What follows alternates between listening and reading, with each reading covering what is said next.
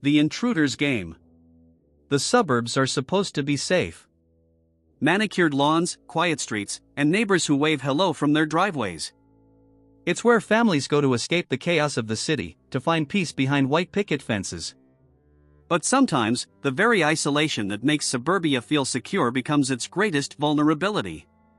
Sometimes, the shadows between streetlights hide more than we'd ever want to imagine. Tonight, I'm bringing you 3 true stories that shattered that illusion of safety. 3 accounts that prove evil doesn't announce itself with sirens and flashing lights. Sometimes, it slips in through unlocked doors when you least expect it. Our first story begins on a warm summer evening, when 17-year-old Marcus found himself alone in his family home for the first time in his life. His parents, creatures of habit who rarely ventured beyond their neighborhood grocery store, had made the unprecedented decision to take a weekend getaway. The house felt different without their constant presence, larger somehow, filled with echoes and possibilities. Marcus seized the opportunity, inviting his girlfriend Sarah over for what they imagined would be a romantic, uninterrupted weekend. Sarah had always been the adventurous one in their relationship, the one who pushed boundaries and suggested midnight adventures. So when her eyes lit up at the sight of the illuminated pool glowing like a beacon in the backyard, Marcus knew what was coming. "We should go swimming," she said, but her mischievous grin suggested something more daring than their usual evening dips. Despite his protests about nosy neighbors and his naturally cautious personality, Sarah's enthusiasm proved contagious. Soon they found themselves in the warm water under a canopy of stars, feeling invincible in their private paradise. The pool sat directly outside massive bay windows that offered a perfect view into the brightly lit living room. From their position in the water, the house looked like an illuminated dollhouse, every room visible and seemingly safe. That transparency should have been comforting. Instead, it became the source of their terror. As Sarah chatted about weekend plans, Marcus glanced up at those welcoming windows and felt his blood freeze. There, moving across the far wall of the living room, was an unmistakable shadow. Not the dancing shadows of tree branches or passing clouds, but the deliberate, measured movement of a human figure walking deeper into their home. Someone was inside. Marcus whispered urgently for them to get out, his voice tight with barely controlled panic. Sarah, sensing the shift in his demeanor, followed without question as they scrambled from the pool and grabbed towels with trembling hands. He directed her to hide in the pool house while he handled the situation, a decision that would haunt him for years to come. Armed with a kitchen knife and fueled by a mixture of adrenaline and misplaced confidence, Marcus entered his own home like a stranger. What he found defied explanation. Someone had definitely been there, a dining room chair pulled out at an odd angle, a picture frame tilted just enough to catch his eye, a coffee mug that hadn't been there hours earlier sitting on the kitchen counter like a calling card. But the intruder had vanished like smoke. Every door remained locked, every window secure. When police arrived and conducted their thorough search, they found no signs of forced entry, no footprints, no logical explanation for how someone could have entered or escaped the house. It was nearly 4 a.m. when Marcus heard the floorboards creaking overhead. Footsteps, deliberate and unhurried, moving through the upstairs hallway and down the stairs toward the front door.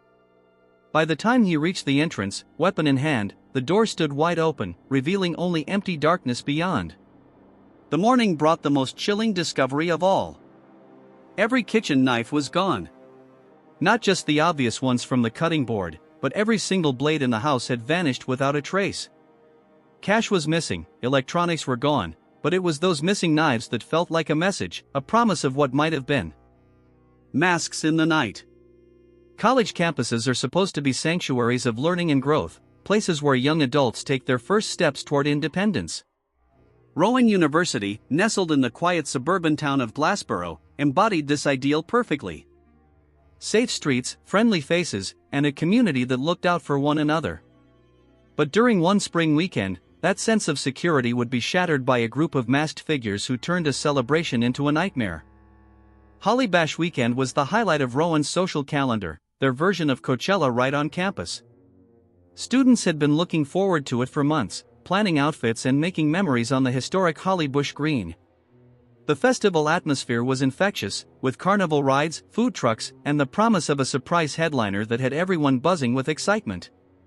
20-year-old Jessica Martinez had embraced every moment of the celebration. As a sophomore, she was finally comfortable on campus, finally feeling like she belonged in this tight-knit community. The night had been perfect: friends, laughter, and that special kind of freedom that only comes with being young and surrounded by possibilities.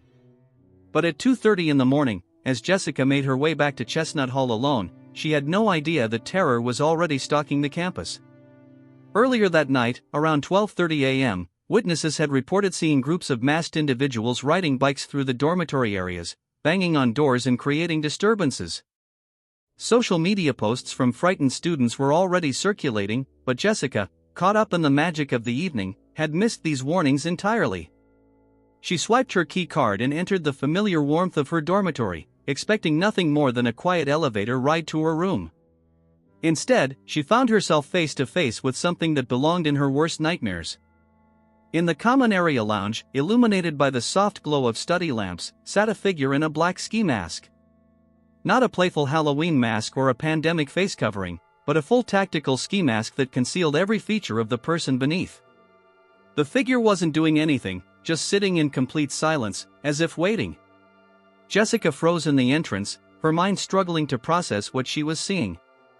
This was her home, her safe space, and yet here was someone who clearly didn't belong, someone whose very presence felt like a violation. Then the figure moved. In one fluid motion, they stood and turned toward her, and Jessica's paralysis shattered into pure instinct. She ran down the hallway, through the first door she could find, locking herself in a bathroom and trying to control her breathing while her heart hammered against her ribs. 5 minutes felt like 5 hours as she waited in that small, tiled sanctuary, listening for any sound that might indicate the danger had passed. When she finally emerged, the hallway appeared empty, normal, as if she had imagined the entire encounter. But her relief was short-lived. The masked figure had moved but hadn't left. They were still in the lounge, but now positioned strategically near the exit Jessica needed to use. Worse, they had positioned a bicycle as a barrier and wedged a chair against the doorframe, as if they were claiming territory, marking their presence as intentional rather than accidental. Jessica pulled out her pepper spray, not to threaten, but to show she wasn't defenseless. She walked past the figure, every step measured and deliberate, knowing that showing fear might invite action. The masked person didn't move, didn't speak, but their stillness felt more menacing than any gesture could have been. Outside, Jessica thought she had escaped. But 3 blocks from her dormitory, the sound of bicycle wheels on pavement announced that her ordeal was far from over.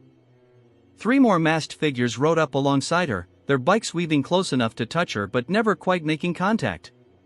They called out taunts she couldn't quite understand, their voices distorted by masks and adrenaline. But it was what they carried that transformed harassment into terror. Several of the riders were waving what appeared to be firearms, dark shapes that caught the streetlight and promised violence. Whether real or fake, the message was clear: they had crossed a line from pranks into something far more dangerous. The perfect theft. Wealth has a way of creating its own kind of vulnerability. The bigger the house, the more windows to secure. The more valuable the possessions, the greater the target painted on your back. In the affluent suburbs where success is measured by square footage and luxury cars, families often discover that their paradise can become their prison. 23-year-old David Chen learned this lesson during what should have been a perfect summer evening. His girlfriend Amanda came from the kind of family that suburban dreams are built around: a 3-story home with manicured grounds, high ceilings that echoed with prosperity, and enough space to host gatherings that would be the envy of their social circle. Amanda worked as a camp counselor despite her family's wealth, a decision that puzzled David but one he respected. Her dedication to the job extended to hosting the annual end-of-summer party for her fellow counselors, transforming the family mansion into a hub of celebration while her parents were conveniently out of town on yet another business trip. The party was everything Amanda had envisioned: dozens of young people filling every room, spilling out into the backyard, creating the kind of memories that would last long after the summer ended. But among the friendly faces and easy laughter, one guest stood out for all the wrong reasons. Pete, a fellow counselor with an ego that filled every room he entered, had arrived with intentions that went far beyond celebrating the end of summer. His attention toward Amanda was blatant and disrespectful, crossing lines that made David's blood boil while testing the boundaries of their already strained relationship. Rather than confront Pete directly and risk causing a scene, David chose a more subtle approach. He became Pete's best friend for the evening, ensuring his glass was never empty, engaging him in conversation, and slowly but methodically getting him drunk enough to neutralize the threat he represented. The plan worked better than expected. By midnight, Pete was unconscious on the basement couch, drooling into throw pillows while the party continued around him. Amanda saw through David's manipulation immediately, leading to another in their endless series of arguments, but the immediate problem was solved. Needing air and space to process his frustration, David stepped outside into the cool night. The driveway offered a peaceful contrast to the chaos inside, and he found himself leaning against Amanda's car, staring up at stars barely visible through the suburban light pollution. That's when he noticed the figure at the edge of the property. Standing perfectly still under a street lamp, the man was little more than a silhouette, but something about his presence felt wrong. When David called out, asking if he could help, the stranger approached with deliberate, measured steps that suggested familiarity rather than curiosity. "Are your parents home?" the man asked, and the question hit David like a physical blow. Not only did this stranger know that Amanda's parents lived here, but he knew their names, their schedules, their absence. This wasn't a random encounter, it was reconnaissance. David lied, claiming his parents were inside, hoping to deter whatever plan was already in motion. The stranger simply nodded, said okay, and walked away, disappearing into the darkness without heading toward any visible vehicle or neighboring house. He had simply vanished back into the suburban night like a ghost with unfinished business. Unsettled but trying to dismiss his paranoia, David returned to the party and found refuge in the quieter basement, playing ping pong while most guests gravitated toward the pool table upstairs. The alcohol was wearing off, leaving him more alert than the average partygoer, which may have saved everyone that night. When the doorbell rang, David's subconscious immediately flagged the inconsistency. Amanda had specifically instructed all guests to use the back entrance. The front door didn't even have a working doorbell that anyone should have been able to ring. Someone who wasn't invited, someone who didn't belong, was at the front door. David found Bella, drunk beyond coherent thought, standing near the entrance with the glazed expression of someone who had just made a terrible mistake. Through her slurred explanation, he learned that she had let in an older man claiming to be a family friend who needed to return something he had borrowed. In her intoxicated state, she had granted a complete stranger access to a house full of unconscious college students and valuable possessions. The master bedroom told the story David had feared. Drawers pulled open, jewelry boxes emptied, closets ransacked. The stranger had worked quickly and efficiently, taking everything of immediate value. David assumed the intruder was long gone, having completed his mission and escaped into the night. Then he saw movement in the bedroom mirror, a quick shift, someone ducking behind him. Before he could turn around completely, the intruder tackled him to the ground, knocking the wind from his lungs and clawing at his clothing with desperate violence. The attack was frenzied, personal, as if the robbery had been secondary to some other, darker purpose.